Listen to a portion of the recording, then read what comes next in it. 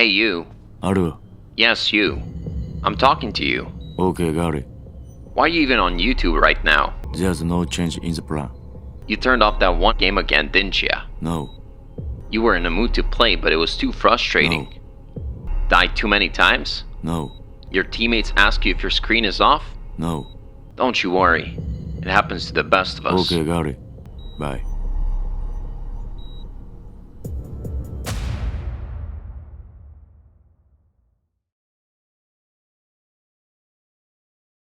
Gaming is hard, and sometimes it feels harder than scoring a goth baddie while your friend is blasting brain rot memes. If you feel this way too, this video might be just for you. You might ask, how does a seasoned gamer such as myself even think about being bad at games? Because if you spend most of your free time playing games, you should be good at them, right? Sure, there are times when repetition improves your performance, but it doesn't always help. Take stroking your salami, for example. Oops, wrong script. Let's make a promise to one another. I'll give you some useful tips on how to not suck at games, and you'll give me a like, share, and subscribe. And now let's hawk two in our hands and shake on that thing. I fucking hate this. Before I begin telling you why both of us might be bad at games, I wanted to let you know that my observations may apply to you regardless of the hours spent playing games, because you could be an absolute beginner and you just started playing games like can't even use the right analog stick to move the camera properly kind of beginner.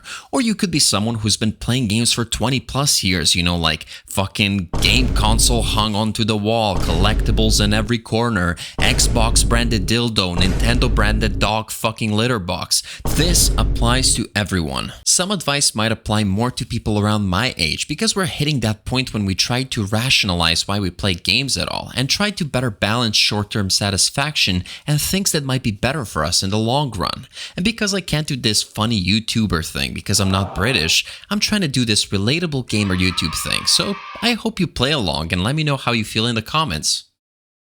9 months since I licked you clean and left with no complaints. This won't apply to you if you're someone who plays games full-time, but only if you're trying to juggle gaming and other responsibilities at the same time.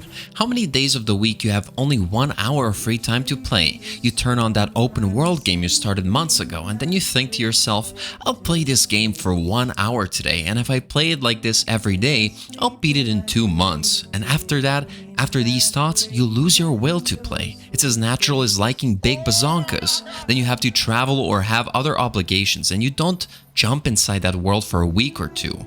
Those 2 weeks turn into a month, and a month turns into 6, or what I call the Witcher 3 syndrome. The longer you manage to not play it, the less likely you are to return to it. You enter this limbo state. You wouldn't feel a thing if you cut it off right then and there, but at the same time, you've invested so many hours, and they would be a waste of time and effort. Enter weekend. The weather is dog shit. You told your IRL friends you're out of town and you think to yourself, I'll be able to sink 10 hours into that game today. I can't fucking wait. Push it to the limit. Walk along a razor's edge. But don't look down, just keep your head or you'll be finished. Yep. That's me. It's only natural though. Your gamer friends are mostly available on the weekends and you have more energy and more willpower to try hard in cooperative and competitive games. But I feel like weekends are made for single player games. Weekdays are fast-paced, stressful, and therefore better suited for games that give you those short bursts of fun. You should play a short indie game, a roguelike or roguelite. Play a match in an online competitive game. Just release that tension that built up for the entire day. When the weekend comes, go for the single player game you've been wanting to continue and binge that shit like I binge watch Korean dramas. I feel like single player games require a lot of focus and attention. That's why I prefer playing them when I'm well rested, you know, when I can really give them my all. I don't think you lose too much of the overall experience playing other kinds of games in the evenings when you feel tired and overwhelmed by life. Worst case scenario, you lose some rank in an online game, and who cares about ranks, right? Just think about it and try it. The worst thing that can happen is it doesn't work for you. And I know, not every weekend is a free weekend. Chances are you got things to do, people to meet, chores to commit to. So it's not bad to fire up that single player in the middle of the week, just so you don't distance yourself too much from it and enter the loop we already mentioned. Joe Biden, wake up. Don't play on autopilot. It's not only you, it's me as well. I'd say it could be correlated with the time thing I mentioned before, because you could be going through a rough patch or simply feeling tired or unwell. You're trying to kill time before you end the day, so you turn a game on. Already knowing how the game is played, you're just going through the motions, but sometimes something just feels off. Like you're there, but you're not there. So sometimes it's better to turn it off. Listen to music, watch a TV show or a movie. Just lay down and take a breather. As a result of playing on autopilot, you stop paying attention to your surroundings as well. How many times have you played a multiplayer game and you're just focused on what's happening on the center of the screen, like the action itself? I'd say almost all the time. Shit that's equally important to the action in front of you is UI and the goddamn minimap. Yeah, I'm talking to you, Stevie Wonders of multiplayer games. Not only that many players are as blind as fucking bats in these games, they can't hear shit either. How many times I have to spectate a teammate getting clapped from behind just because Santa Claus forgot to give him a headset last Christmas?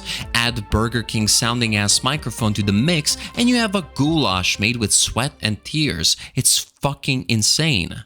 Now repeat after me. Some interactive game mechanics are made to be used, or Sigma Labubu if you will. Remember when you played Witcher games, or Oblivion, or Skyrim, or any other game like RPG or just whatever, and you thought you don't need to do alchemy, you thought you don't need to parry or dodge or do whatever because you thought it was a boring ass mechanic for you and you thought that you were just already stomping everyone, you were already doing very well in those games. Well, this kind of behavior doesn't translate too well to every game out there because some games will make your experience a living hell if you try to disregard any of these mechanics. And before you deem a mechanic as unnecessary as that creepy dude putting meat in your girl's mouth, pause the game and check that guide submenu with explanations of controls and abilities that you haven't been using. And who knows, maybe the mechanic helps you score the hot date with that girl you like or get fucked by that sexy vampire. I don't know. Some games are just built different, and you might not know that before starting them. You'll play those first levels, you'll beat those first online opponents, they might be bots and you might not even know, and you'll think to yourself, I'm so good at this game, I'm gifted, I think I found my game, only to be steamrolled moments later. You might wonder, what's wrong? You thought you were good at the game, but then realize you haven't been playing at all. Your older brother had your controller disconnected at all times. Games that allow a lot of freedom in how you play them are like this. If you don't take the time to study the game, at some point you'll plateau and then you'll blame your parents for passing you inferior genes, but it's not their fault. It's yours. And mine too. You should read some guides, learn about meta, watch professionals play those games, and I guarantee you, at first you'll pick up some patterns that might seem strange, whether it be moving a specific way in a certain situation or communicating more with other players. Imagine practice mode as a hyperbolic time chamber from DBZ and spend a year there to get better, and I promise you'll come out transformed and better than ever. So yeah, study the game, man. No, you misheard it. I didn't say study the game, man. Study the game, man. Panic. Yeah, I think that's a big one. Just think about any action game you've ever played. I'm certain you had moments when you just mashed buttons, rolled endlessly, or you just spammed the attack button. But ask yourself, why do we do that though? I'd say it has something to do with how we approach games. I think it depends on whether we approach these encounters with reaching mastery in mind or getting out of there alive as soon as possible. It could be your first or 100th time fighting this particular enemy, but something about every swing of their arms just terrifies you. You feel like you're not going to make it this time, again, and then you just have one option. Just mash the buttons. Naturally, you do manage to dodge some of the attacks, but inevitably, one of them reaches you, and your eyes reflect every gamer's worst nightmare, a game over screen. To be completely honest, I understand dreading this game over screen, but it's not like you're getting jumped by fentanyl addicts in the United States. It's a game, man. You'll just die and try again. Just dodge when you're getting attacked only. Try this. Attack when you see an opening, and I guarantee you, opening your eyes in such a way will make your encounters much more rewarding. Sure, you'll die a lot more at first, but I think you'll improve drastically faster too. Pay attention to small details like, does your attack stagger the enemy? Does it interrupt enemy's attack? Can you actually parry some attacks? Are some of them dodgeable only if you jump? Think about those things. After a while, some motions will become a part of your muscle memory, and I promise it will feel good. Once you overcome that panic mode too, you can call yourself a god gamer. I'm just kidding. I don't really feel this way. I don't really think it matters whether you're great or not at games, as long as you're having fun with it.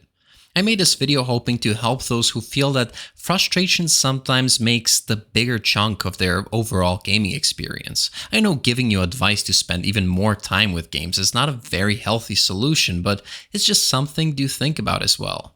I think it all boils down to how hard you're willing to focus and if that's even the way you want to play games. So I'd say the long answer is do everything that I mentioned, and the short one is just lower the difficulty. There's absolutely no shame in that. And before I end this video, I wanted to say thank you for being here.